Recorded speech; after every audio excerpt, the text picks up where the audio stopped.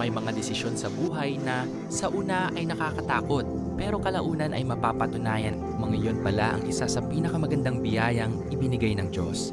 Isa na rito ang desisyon naming mag-asawa na iwan ang buhay sa syudad at tuluyan ng manirahan sa probinsya. Hindi lang dahil gusto naming maranasan ang mas tahimik at payapang pamumuhay.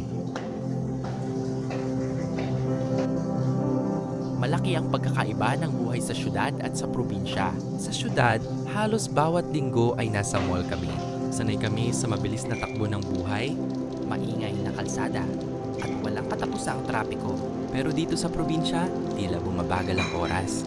Walang magagarbong pasyalan, pero napapalitan niyo ng sariwang hangin, lunti ang mga bukirin, at katahimikang matagal naming hinanap.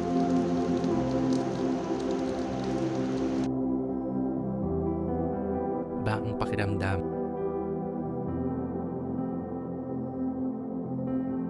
At ngayong tag-ulan, unang beses naming naranasan bilang pamilya ang tunay na tag-ulan sa probinsya. Ang tunog ng ulan sa bubong, ang malamig na hangin, ang amoy ng basang lupa, at ang mga palayang mas lalong nagiging lumpian sa bawat patak ng ulan. Dito mo maiintindihan kung bakit napakahalaga ng ulan sa mga magsasaka. Hindi lang ito tubig mula sa langit, ito ang nagbibigay buhay sa kanilang mga pananim at kabuhayan.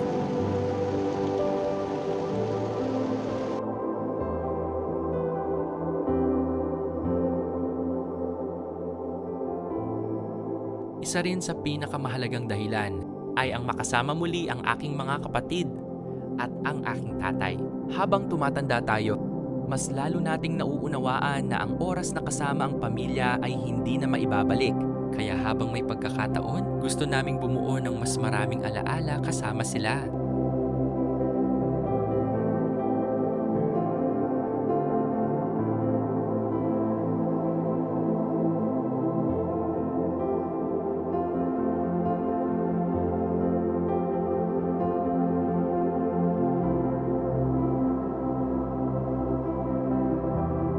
Isa sa pinakamagandang pagbabago ay ang anak kong si Cairo.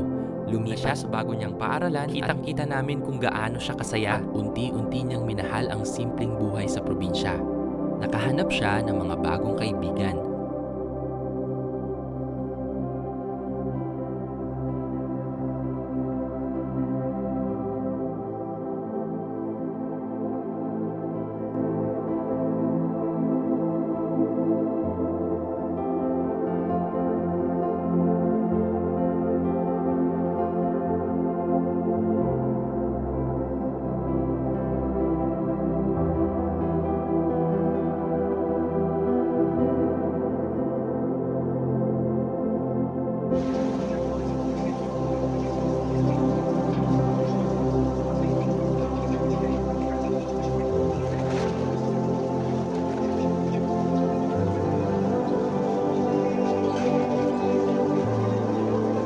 Isa rin sa pinakamalaking biyaya na pinagpapasalamat ko ay ang aking work from home setup.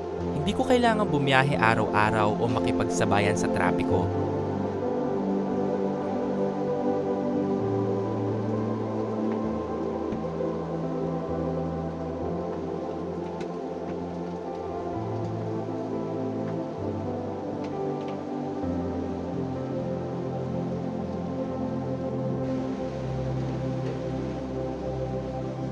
Mas marami akong oras para sa aking asawa at anak at nararanasan naming sama-samang panoorin ang bawat pag-ulan mula sa aming tahanan. Marami nang nagbago simula nang lumipat kami rito. At sa bawat araw na lumilipas, lalo kong napapatunayan na hindi pala kailangang maging magarbo ang buhay para maging masaya.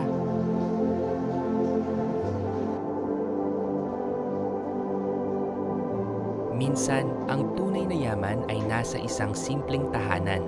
Sa mga sandaling kasama ang aking tatay, sa piling ng pamilya, sa muling pagkikita ng magkakapatid, sa masayang pag-aaral ni Cairo, at sa kapayapaang dulot ng buhay probinsya.